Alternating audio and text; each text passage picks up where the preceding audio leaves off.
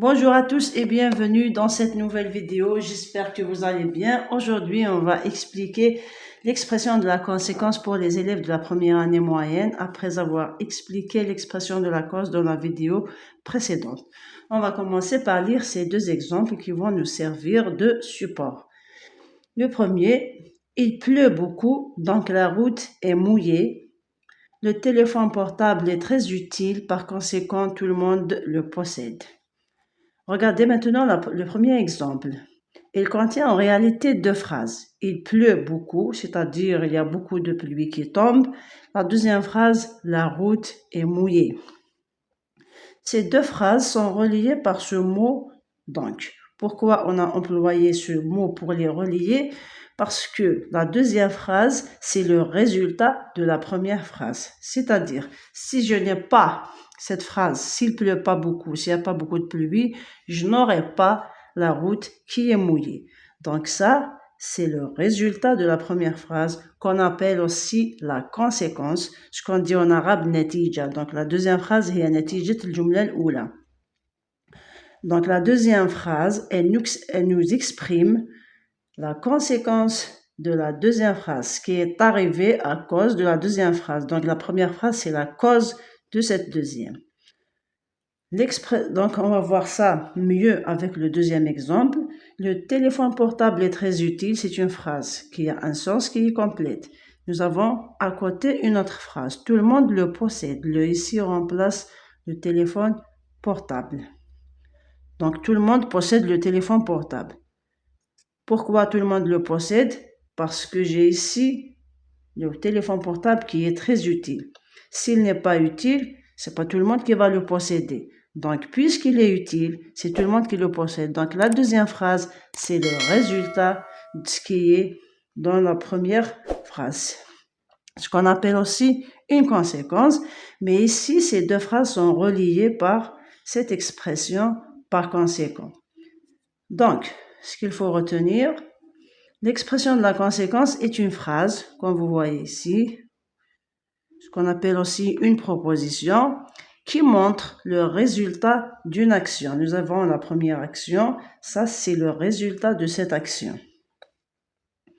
Elle est introduite par ces mots. En général, on trouve beaucoup ces mots, c'est des mots qui sont courants. Donc, alors, par conséquent, c'est pourquoi il y en a d'autres, si bien que, par exemple, tellement que. Donc, mais pour les élèves de la première année moyenne, on va se contenter de ces mots qui introduisent la conséquence. Après ça, on peut faire deux activités d'entraînement.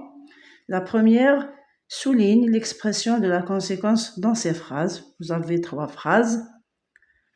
La pollution est dangereuse. La pollution, on dit ça en arabe, la pollution est dangereuse pour la santé. Donc, il faut tout faire pour la réduire. Donc, j'ai la pollution qui est dangereuse. Qu'est-ce qu'on va faire puisqu'elle est dangereuse? On va tout faire pour éviter, pour la réduire. Puisqu'elle est introduite par donc, je prends tout ça comme expression de la conséquence. S'il n'est pas dangereuse, on ne va pas essayer de la réduire, mais on va essayer de la réduire justement parce que c'est dangereux.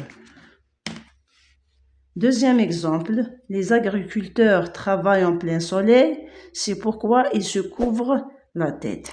Ils se couvrent la tête parce qu'il y a ici le soleil qui va les atteindre. Donc, ils se couvrent la tête, c'est le résultat de cette première phrase qui dit qu'ils travaillent en plein soleil. Ici, l'expression de la conséquence est introduite par « c'est pourquoi ». La troisième phrase, la terre est polluée. Par conséquent, beaucoup d'espèces animales sont menacées de disparition. Maintenant, il y a le phénomène de la disparition des espèces animales qui est dû à la pollution de la terre. Donc ici, tout ça, c'est la conséquence de la pollution de la terre. La terre est polluée. La conséquence, qu'est-ce qui arrive? Le résultat de cette pollution, c'est la disparition des espèces animales. Donc, on commence par conséquent, tout ça, c'est l'expression de la conséquence. Plus ce mot disparition qui appartient à l'expression de la conséquence. Ça, c'est pour la première activité. Pour la deuxième, on va lire la consigne. Relie les phrases de la colonne A à celles de la colonne B pour exprimer la conséquence. Nous avons ici des phrases. Leurs conséquences se trouvent dans la colonne B. On va lire. Il fait froid. Je vais chercher la conséquence de ce froid, justement. Le sport est bon pour la santé. On cherche la conséquence de cette action dans la colonne B. Elle a raté le bus. Qu'est-ce qui va arriver s'il a raté ce bus? Mon père découvre le danger du tabac. Tabac ou tibr ou bien tadrine. Après, on va lire la deuxième colonne. Alors, il a arrêté de fumer. Donc, il est arrivé en retard. C'est pourquoi nous sommes restés à la maison. Par conséquent, vous devez le pratiquer régulièrement. Maintenant, on va voir selon le sens de chaque phrase. Il fait froid, regardez, il fait froid, alors il a arrêté de fumer. Est-ce que c'est une phrase qui a un sens? Non. Il est froid, donc il est arrivé en retard. Non, ça ne peut pas être la conséquence du froid. Il fait froid, c'est pourquoi nous sommes restés à la maison. Comme ça, la phrase a un sens. On est resté à la maison. C'est la conséquence du fait qu'il fait froid. La phrase suivante. Le sport est bon pour la santé. Alors, il a arrêté de fumer, ça n'a pas de sens. Donc, il est arrivé en retard non plus. Le sport est bon pour la santé. Par conséquent, vous devez le pratiquer régulièrement. Le ici remplace justement le sport. Le sport est bon pour la santé, c'est pour ça qu'il faut le pratiquer.